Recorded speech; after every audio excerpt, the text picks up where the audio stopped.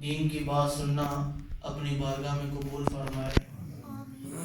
یہ بھی اللہ تبارک و تعالیٰ کی بہت بڑی نعمت ہے، اللہ کا فضل ہے، کرم ہے کہ اللہ پاک نے ہمیں ہزاروں لاکھوں لوگوں میں سے چن کر جمعے کی نماز کے لیے قبول فرمایا۔ سامعین محترم، اپنی گفتگو کو شروع کرنے سے پہلے میں موضوع بیان کر دیتا ہوں کہ میرا موضوع کیا ہے، کیونکہ جب میری گفتگو کا موضوع آپ حضرات کو پتہ ہوگا تب آپ کو میری بات سمجھ آنے میں آسانی ہوگی۔ ہمارے مولانا طاہر صاحب، اللہ پاک ان کو جزائے خیر عطا فرمائے، میری ان سے پہلی ملاقات ہوئی ہے اور یہی دعا کہ اللہ پاک ان سے بار بار ملاقات کا شرف عطا فرمائے، بار بار آنے کی مجھے توفیق عطا فرمائے اور ان سے ملاقات ہو۔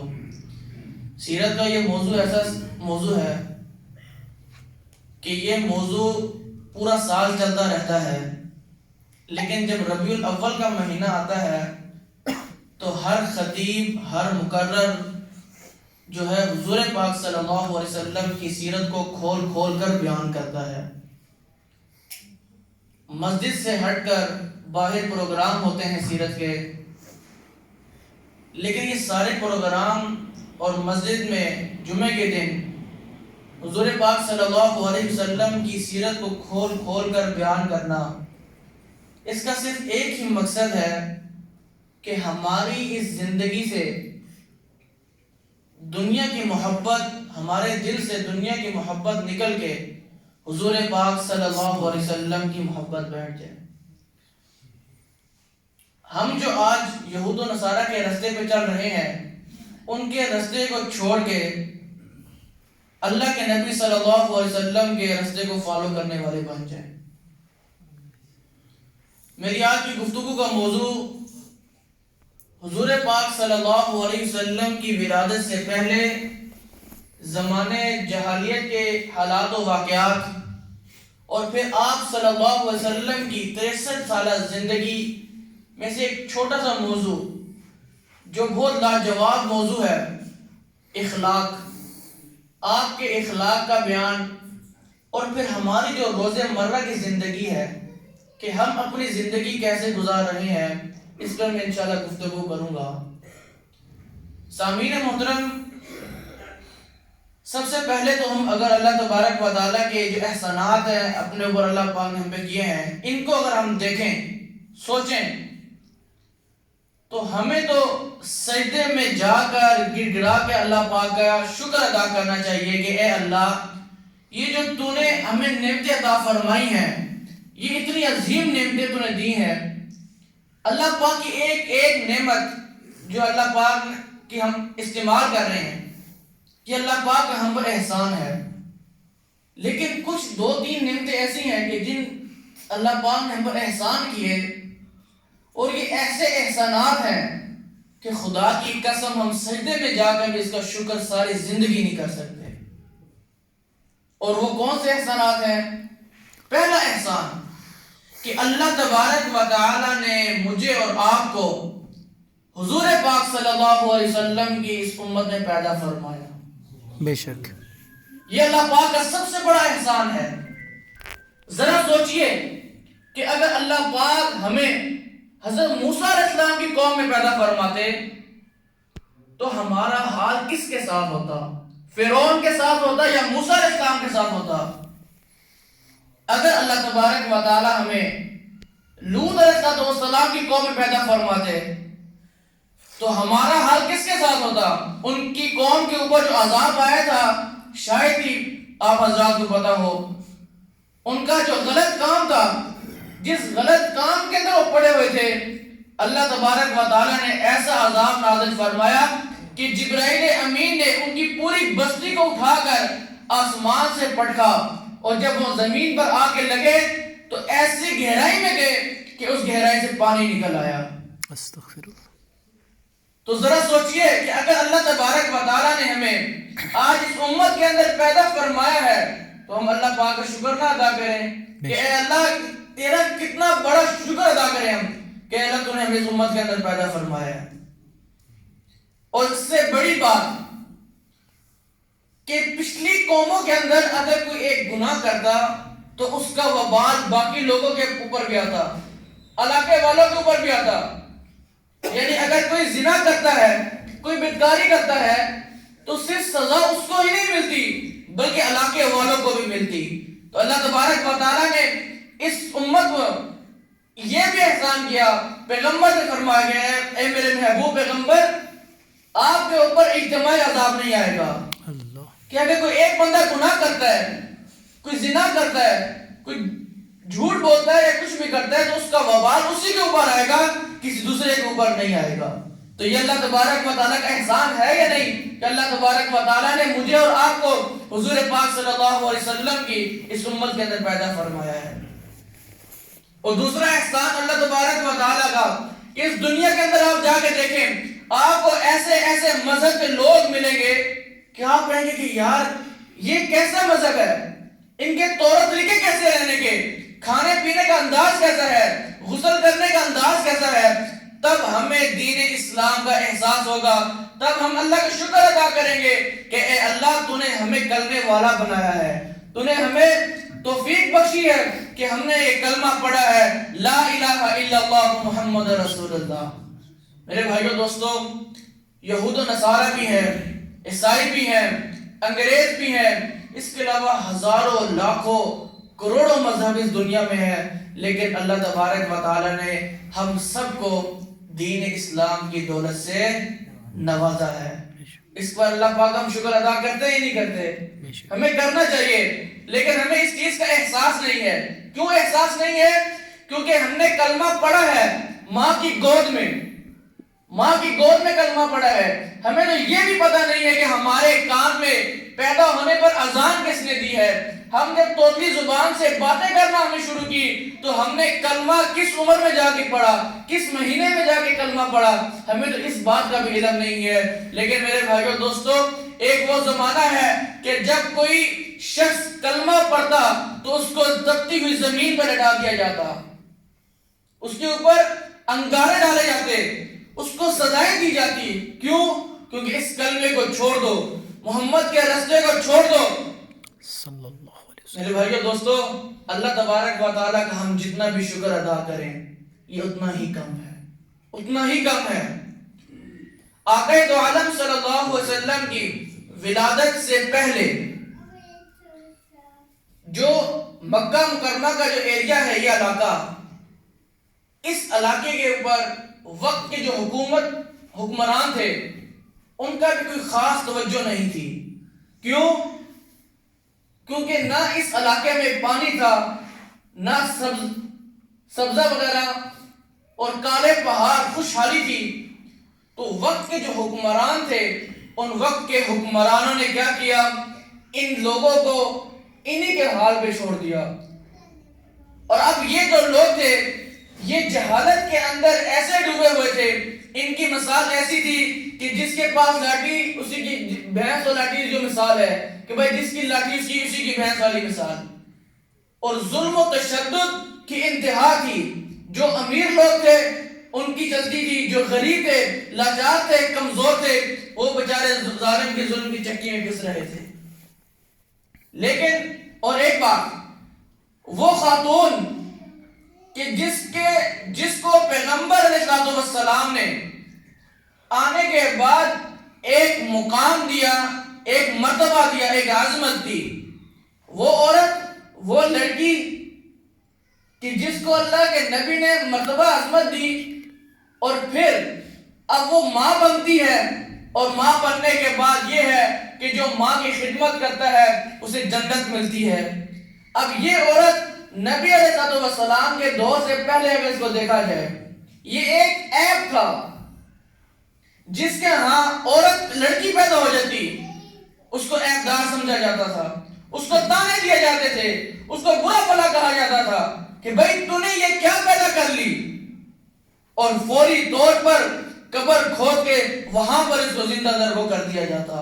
لیکن میرے بھائیو دوستو، ایک دن ایسا آیا، رات کا وقت ہے اور کھلبلی سی مچی، عجیب سی کیفیت. کسی کہنے والے نے کہا کہ بھائی یہ کیسی کیفیت ہے، پورا ماحول، پوری فضا کے اندر جو ہے کھلبلی سی مچی ہوئی کہنے والے نے کہا وہ آگے ہے کہ جس کا انتظار تھا. کون آگے؟ بھئی کون آگے؟ وہ آگے، اللہ کے بندے آگے، اللہ کے رسول آگے، امام الانبیاء آگے، خاتم النبیین آگے، ساقی کوثر آگے، شافع محشر آگے، امام الانبیاء آگے، حضرت محمد مصطفیٰ صلی اللہ علیہ وسلم آگے. بے شک. میرے بھائیو دوستو، ولادت تو ہر گھر کے اندر ہر بچے کی ہوتی ہے، لیکن حضور پاک صلی اللہ علیہ وسلم کی ولادت با سعادت کیا کہ کمال کی ولادت تھی کہ جب آپ صلی اللہ علیہ وسلم پیدا ہوئے، آپ صلی اللہ علیہ وسلم کے پیدا ہونے پر کسرا کے بڑے بڑے محل کے بڑے بڑے گنبدوں کے اندر زلزلہ آ گیا، دراڑیں آ گئیں، اور فارس جسے آج ہم ایران کے نام سے یاد کرتے ہیں، صدیاں سالوں پہلے، ہزاروں سالوں پہلے وہاں پر ایک آگ چل رہی تھی، ایک آگ جل رہی تھی جس کی لوگ پوجا کرتے تھے. میرے نبی کی جب ولادت با سعادت ہوئی تو وہ آگ بھی اللہ تبارک و تعالی نے بجھا دی. میرے بھائیو دوستو، میرے نبی کی ولادت کوئی عام ولادت نہیں بلکہ بڑے کمال کی ولادت تھی. پھر جب آقا دو عالم صلی اللہ علیہ وسلم کو نبوت نہیں ملی، ابھی نبوت سے پہلے آپ صلی اللہ علیہ وسلم کا اخلاق اللہ اکبر کبیرہ، آپ صلی اللہ علیہ وسلم کا کردار اللہ اکبر کبیرہ، اتنا اعلیٰ اخلاق، اتنے اعلیٰ آپ صلی اللہ علیہ وسلم کی سیرت کہ ابھی تک نبوت نہیں ملی، لیکن ہر مکہ کا بندہ آپ کو صادق اور امین مانتا ہے، ہر بندہ آپ کو سچا مانتا ہے، ہر بندہ آپ کے پاس آ کر امانت رکھواتا ہے کہ اس کو پتہ ہے کہ یہ شخص امانت کے اندر خیانت کرنے والا نہیں ہے، یہ شخص کیا کرتا ہے، یہ شخص کبھی جھوٹ نہیں بولتا، ہمیشہ سچ بولتا ہے. مکہ والے سارے آپ صلی اللہ علیہ وسلم سے محبت کرتے ہیں. جب اللہ نے آپ کو نبوت دی تب آپ نے ایک موقع پر سب کو جمع کیا. میرے بھائیو دوستو توجہ میری طرف رکھیے گا، بہت پیاری بات کہنے لگا ہوں. سب کو اپنے پاس بلایا اور کہا کہ میں اگر یہ کہوں کہ اس پہاڑ کے پیچھے ایک لشکر ہے اور وہ تمہیں کچلنے والا ہے تو کیا تم میری بات پر مان لو گے؟ کہا آپ صادق اور امین ہیں، آپ سچے ہیں، آپ پکے ہیں، اگر آپ کہتے ہیں تو ہم مان لیتے ہیں، کیونکہ ہم سب کو آپ کے اوپر اعتماد ہے، بھروسہ ہے، یقین ہے کہ آپ کبھی جھوٹ نہیں بولتے، ہمیشہ بولتے تو سچ بولتے ہیں. تو کہا، پھر بتایا کہ بھائی میں نبی ہوں، میری اطاعت کرو. تو جب یہ لوگوں نے سنا تو وہ تمام کے تمام لوگ جو آپ صلی اللہ علیہ وسلم کے عاشق تھے، جو دیوانے تھے، جو آپ کو یہ کہتے تھے کہ آپ کبھی جھوٹ نہیں بولتے، آپ کبھی حق کسی کا نہیں مارتے، آپ امانت میں خیانت نہیں کرتے، آپ سے وہ سب محبت کرنے والے آپ کے دشمن بن گئے، تمام کے تمام آپ کے دشمن بن گئے. اور میرے بھائیو دوستو، پھر جب اسی طرح آقا دو عالم صلی اللہ علیہ وسلم نے تبلیغ کا کام شروع کیا، اللہ اکبر، تبلیغ کا کام شروع کیا تو آپ صلی اللہ علیہ وسلم کے اوپر وہ تکلیف کے پہاڑ توڑے گئے، آپ صلی اللہ علیہ وسلم کو وہ اذیتیں دی گئیں. مٹھی بھر مسلمان جو آپ صلی اللہ علیہ وسلم کے اوپر ایمان لے کر آئے تھے ان کے اوپر ظلم و تشدد کے پہاڑ توڑے گئے. حضرت بلال حبشی رضی اللہ تعالیٰ کا واقعہ آپ کے سامنے ہے، حضرت خباب رضی اللہ تعالیٰ عنہ کا واقعہ آپ کے سامنے ہے. حضرت بلال حبشی رضی اللہ تعالیٰ عنہ مکہ کے کفار آپ کو لٹا کر تپتی ہوئی مکہ کی ریت پر لٹاتے ننگا اور آپ کے اوپر پتھر رکھ دیتے کہ آپ اس کو پیچھے کر کے ہٹ نہ جائے، اور آپ کو کہتے ہیں محمد کو چھوڑ دو، محمد کے کلمے سے پیچھے ہٹ جاؤ، محمد کے راستے سے ہٹ جاؤ. اور آپ رضی اللہ تعالیٰ عنہ کی زبان پر صرف ایک ہی لفظ ہوتا، احد احد احد. یہ منظر حضور پاک صلی اللہ علیہ وسلم دیکھتے اور حضرت سیدنا ابوبکر صدیق رضی اللہ تعالیٰ عنہ دیکھتے، لیکن کچھ بھی نہ کر سکتے. کیونکہ پتہ تھا کہ کفار ابھی غالب ہیں، ہم ابھی کمزور ہیں، ہم ابھی کچھ کر نہیں سکتے. اور ایک دفعہ جاتے ہوئے حضرت سیدنا ابوبکر صدیق رضی اللہ تعالی عنہ نے کچھ عرصے کے بعد جب گزرے تو دیکھا پھر وہی حالت ہے. تو حضرت سیدنا ابوبکر صدیق رضی اللہ تعالی عنہ نے پیسے دے کر حضرت بلال حبشی رضی اللہ تعالی عنہ کو آزاد کروا دیا. میرے بھائیو دوستوں، کہنے کا مطلب صرف یہ ہے کہ آپ صلی اللہ علیہ وسلم نے صحابہ کرام کو جو دین پہنچایا ہے، اس کے لیے آپ صلی اللہ علیہ وسلم نے بہت تکلیفیں اٹھائی ہیں، بہت مشکلات کا سامنا کیا ہے. جب طائف میں آپ تبلیغ کرنے کے لیے گئے تو کیا ہوا؟ وہاں کے لوگوں نے اوباش بچوں کو آپ کے پیچھے لگا دیا جو آپ کو پتھر مارتے تھے، اور کیا ہوا کہ لہو لہان ہو گیا. میرے بھائیو دوستوں، آج ہمارے پاس دین آیا، لیکن کیسے آیا یہ ہمیں پتہ نہیں ہے. ہم مسلمان بنے بیٹھے ہیں، لیکن ہمیں بس یہ پتہ ہے کہ ہمیں کلمہ آتا ہے، ہم نے کلمہ پڑھا ہے، ہم نے اپنے آپ کو مسلمان کہہ دیا کہ ہمارے لیے بس یہ کافی ہے.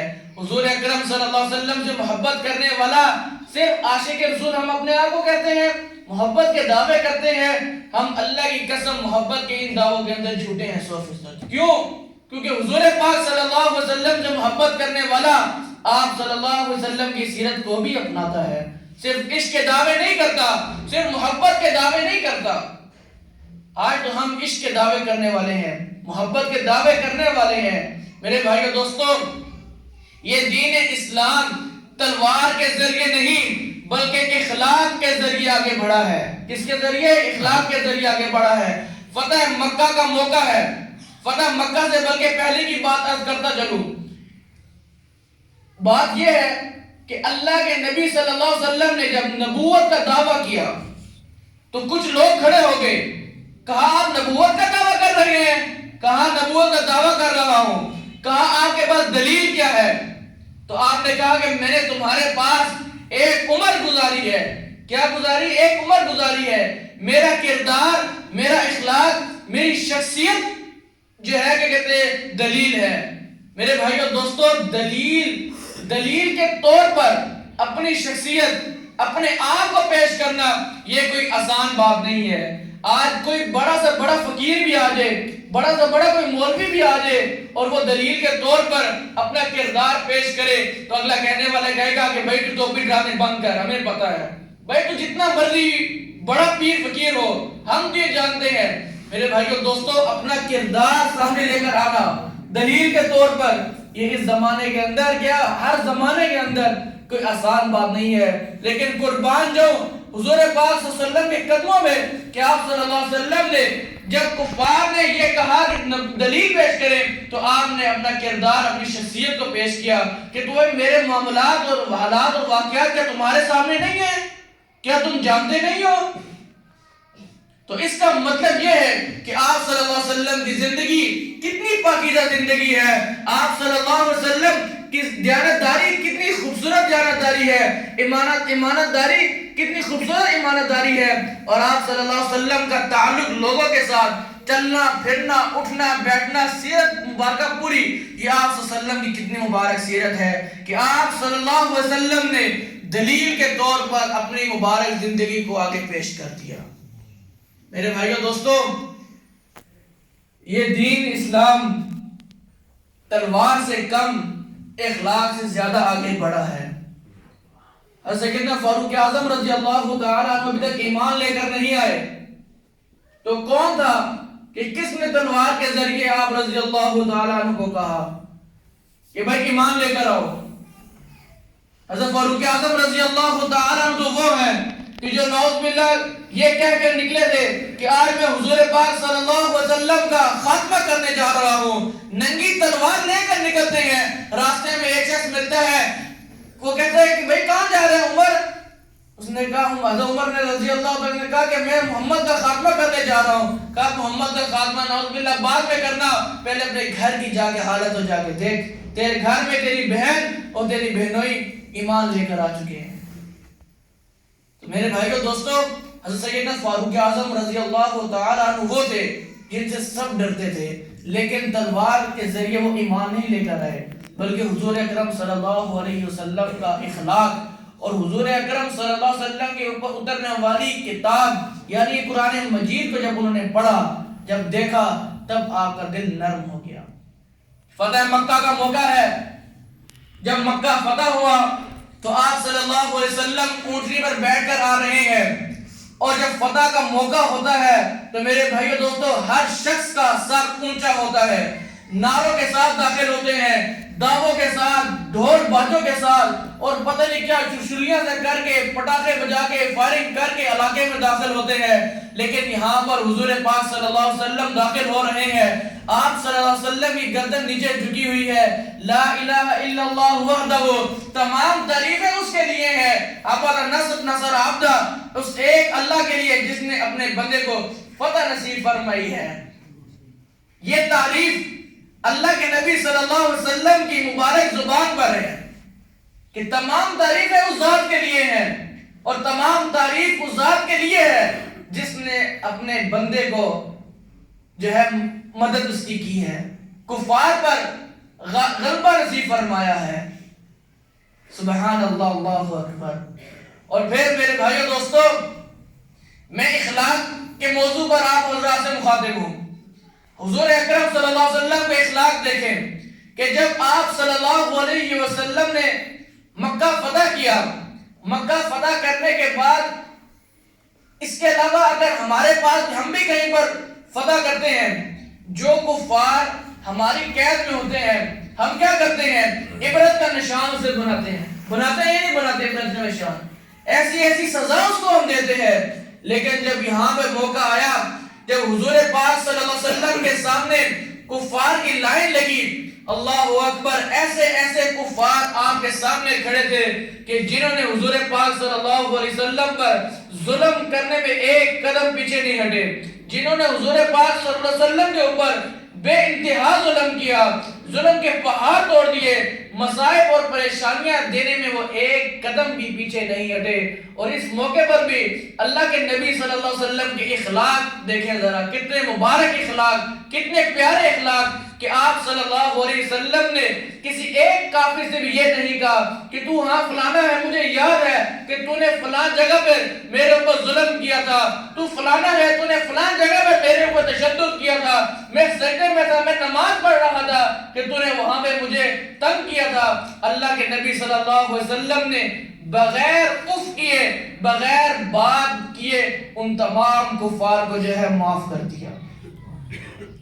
یہ حضور پاک صلی اللہ علیہ وسلم کے اخلاق باکمال اخلاق ہیں۔ میرے بھائیو دوستو، ان قیدیوں کے اندر ایک خاتون بھی تھی جس کا نام تھا ہندا، اور ہندا کون ہے؟ حضور اکرم صلی اللہ علیہ وسلم کے محبوب چچا سید الشہداء حضرت سیدنا حمزہ رضی اللہ تعالی عنہ۔ اس خاتون کے دل میں حضرت سیدنا حمزہ رضی اللہ تعالی عنہ کا اتنا زیادہ بغض جمع تھا کہ اس نے اپنے غلام کے ذریعے اور خود بھی مل کر غزوہ احد کے اندر حضرت سیدنا حمزہ رضی اللہ تعالی عنہ کو شہید کروایا، اور شہید جب کر دیا، شہید کرنے کے بعد بھی یہ خاتون پیچھے نہ ہٹی، اس کا غصہ ٹھنڈا نہ ہوا، اس کا انتقام ٹھنڈا نہ ہوا، اس نے حضرت حمزہ رضی اللہ تعالی عنہ کا دل نکال کر چبایا۔ اب اسے پتا تھا کہ میں قیدی بن کر پیغمبر مصطفیٰ صلی اللہ علیہ وسلم کے سامنے ہو، یہ تو مجھے چھوڑیں گے نہیں۔ میرے بھائیو دوستو، ہمیں تو کوئی گالی دے دے اور گالی دینے کے بعد وہ بھاگے، اور بھاگنے کے بعد جب وہ پکڑا جائے اسے پتا ہوتا ہے کہ اس شخص نے مجھے معاف نہیں کرنا، آج معافی بھی قبول نہیں ہے، آج معذرت بھی قبول نہیں ہے۔ تو میرے بھائیو دوستو، یہاں پر تو پیغمبر علیہ السلام ہے، اور شہید کس کو کیا ہے؟ حضرت سیدنا حمزہ رضی اللہ تعالیٰ عنہ کو، جو حضور اکرم صلی اللہ علیہ وسلم کے چچا ہیں۔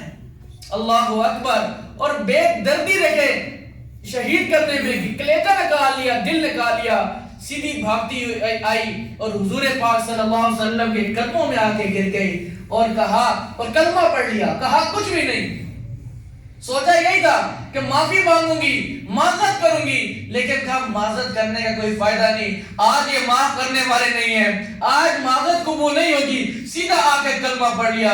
حضور پاک صلی اللہ علیہ وسلم نے فرمایا، تو نے میری دعوت کو قبول فرمائی، میری دعوت قبول فرمائی، میں اپنی ذاتی رنجش کو معاف کر کے جو ہے تجھے بخش دیتا ہوں، تو چلی جائے یہاں سے۔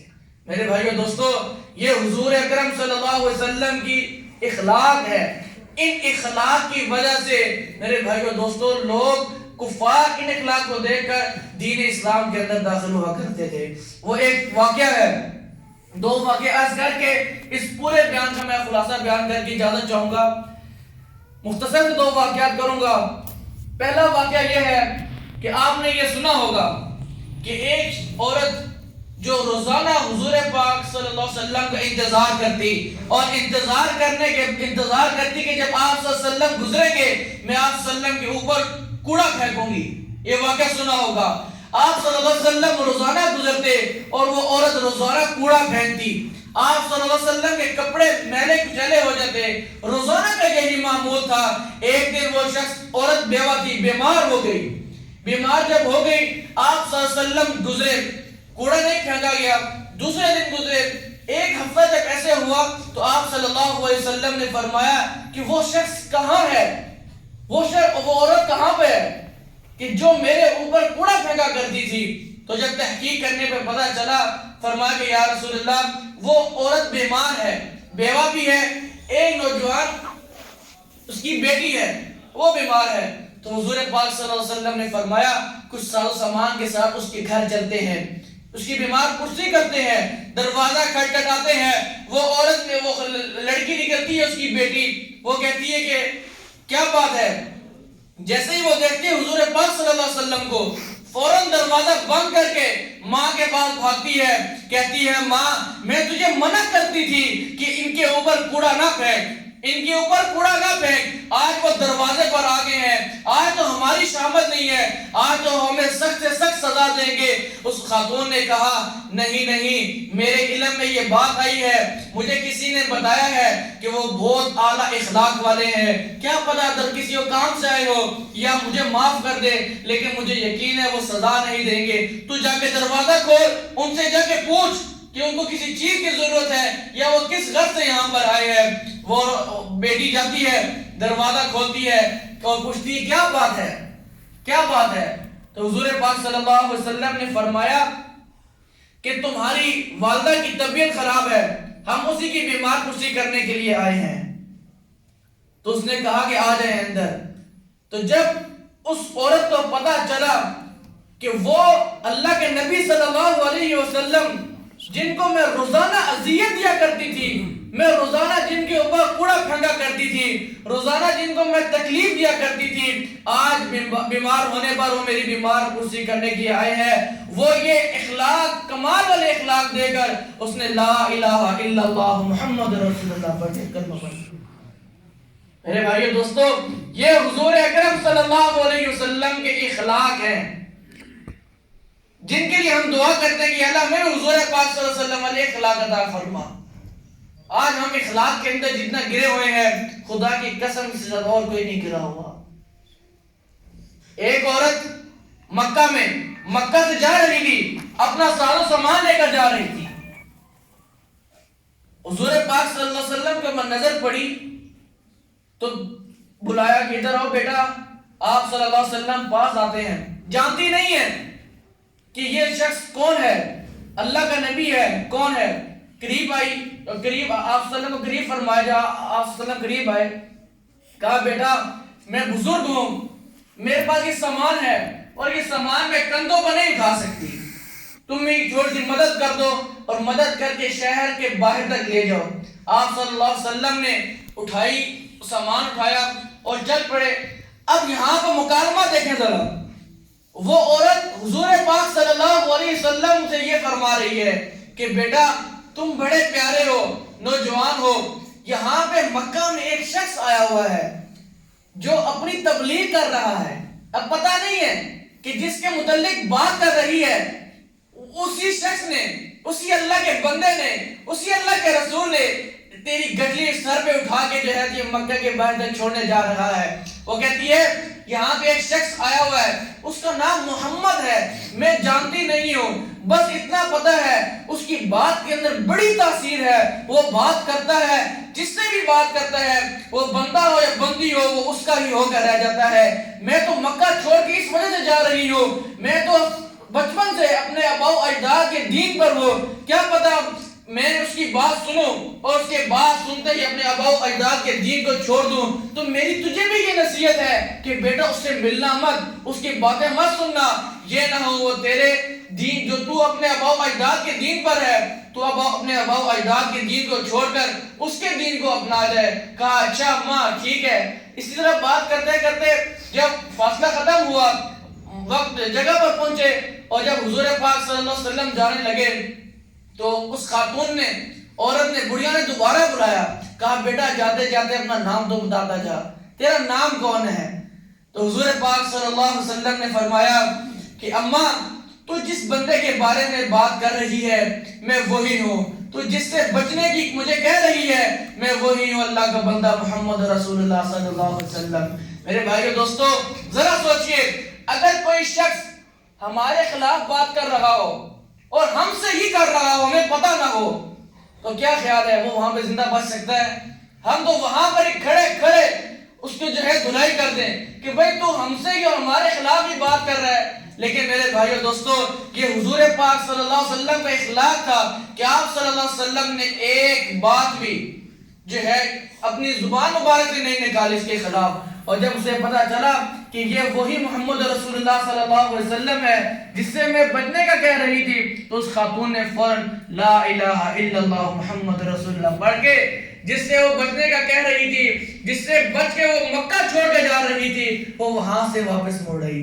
میرے بھائیو دوستو میرے نبی کی سیرت، لَقَدْ كَانَ لَكُمْ فِي رَسُولِ اللَّهِ أُسْوَةٌ حَسَنَةٌ۔ اللہ تبارک و تعالیٰ فرماتے ہیں کہ اے مومنو، حضور پاک صلی اللہ علیہ وسلم کی سیرت تمہارے لیے نمونہ ہے۔ کیا ہے؟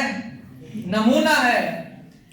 آج ہمارے گھروں کے اندر مشکلات ہیں، پریشانیاں ہیں، مصائب ہیں، میاں بیوی کے درمیان میں لڑائیاں چل رہی ہیں، گھر کے اندر ایسا ماحول بنا ہوا ہے کہ گھر جانے میں جاتے ہوئے تکلیف ہوتی ہے، سر درد شروع ہو جاتا ہے۔ اس کی وجہ کیا ہے؟ کیا وجہ ہے اس کی؟ کہ حضور پاک صلی اللہ علیہ وسلم کے طریقے کو چھوڑ کر، قرآن پاک کی تعلیمات کو چھوڑ کر ہم نے یہود و نصارہ کے طریقوں کو اپنا لیا، یہود و نصارہ کے طریقے کو اپنا لیا۔ آج ہر شخص کے سر پہ حضور پاک صلی اللہ علیہ وسلم کا طریقہ نہیں ہے۔ طریقہ ہے تو کس کا ہے؟ ہیئر کٹنگ ہے تو کس کی ہے؟ یہود و نصارہ کی ہے۔ اس کے علاوہ ہمارا اٹھنا بیٹھنا چلنا پھرنا ٹوٹلی طور پہ یہود و نصارہ کے طرز پر ہے۔ تو میرے بھائیو دوستو پھر کیسی محبت کی ہم دعوے کرتے ہیں حضور اکرم صلی اللہ علیہ وسلم سے؟ صحیح بخاری کی حدیث ہے، حدیث کا مفہوم ہے کہ جو شخص جو شخص محمد رسول اللہ صلی اللہ علیہ وسلم سے محبت کرتا ہے تو سمجھو وہ اللہ سے بھی محبت کرتا ہے، بے شک، اور جو شخص اللہ کے نبی صلی اللہ علیہ وسلم سے بغض رکھتا ہے تو وہ اللہ سے بھی محبت کرتا ہے۔ اور قرآن پاک کے اندر اللہ تبارک و تعالیٰ فرماتے ہیں وَأَطِيعُوا اللَّهَ وَرَسُولَهُ إِن كُنتُم مُؤْمِنِينَ کہ اگر تم مومن ہو تو اللہ اس کے رسول کی اطاعت کرو۔ میرے بھائیو دوستو پورے بیان کا خلاصہ صرف یہی ہے، حضور پاک صلی اللہ علیہ وسلم کی سیرت بیان کرنے کا مقصد صرف یہی ہے کہ بس کریں اپنی ہماری زندگی جو ہم نے گزار لی غفلت کے اندر، اس غفلت بڑی زندگی سے نکل کر ذرا سوچئے کہ اگر آج ہم حضور پاک صلی اللہ علیہ وسلم کی سیرت کو اپنایا ہم نے تو کتنی خوشی ہمیں ہوگی۔ کل ہمارا من تشبہ بقوم فہو منہم، حدیث کے اندر یہ آتا ہے کہ بھائی جو شخص جس قوم کی مشابہت کرے گا کل قیامت کے دن اس کا حشر بھی اس کے ساتھ ہوگا۔ ہم دعوے تو یہ کرتے ہیں کہ ہم نے کلمہ پڑھا ہے، دعوے تو ہم یہ کرتے ہیں کہ ہم حضور پاک صلی اللہ علیہ وسلم سے محبت کرتے ہیں، دعوے تو ہم یہ کرتے ہیں کہ ہم عاشق رسول ہیں۔ یہاں پہ اگر ریلی نکل ہے تو ریلی میں جھنڈا اٹھا کے سب سے آگے ہم ہوتے ہیں، لیکن اگر کوئی پوچھے آج جمعے کا دن ہے کیا کسی نے درود پاک پڑھا ہے؟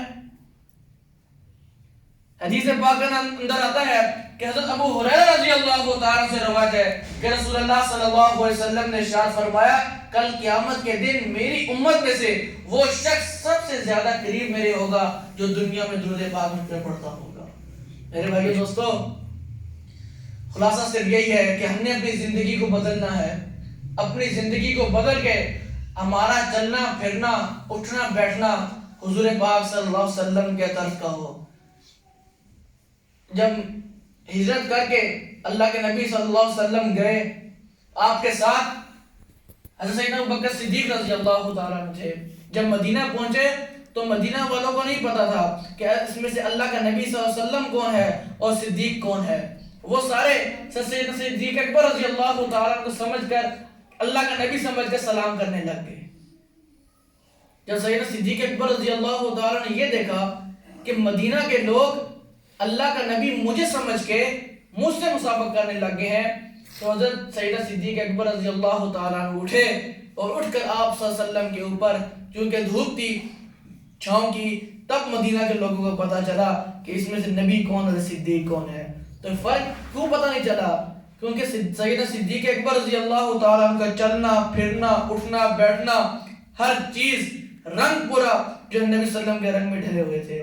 اللہ تبارک و تعالیٰ سے یہ دعا ہے کہ اللہ پاک ہم سب کو حضور پاک صلی اللہ علیہ وسلم سے سچی محبت اور عقیدہ نصیب فرمائے، اور آپ صلی اللہ علیہ وسلم کے نقش قدم پر ہم سب کو چلنے کی توفیق عطا فرمائے. یہ سب تہیہ کرتے ہیں ایک عزم کے ساتھ میرے بھائیو دوستو. آج اٹھیں یہاں سے کہ ہم حضور پاک صلی اللہ علیہ وسلم کے نقش قدم پہ چلیں گے اور 100% چلیں گے، خود بھی چلیں گے اور اپنے گھر والوں کو، عزیزوں کار رشتہ داروں کو، دوست یاروں کو بھی اس کی تلقین کریں گے. اللہ پاک ہم سب کا اٹھنا بیٹھنا اپنی بارگاہ میں قبول فرمائے.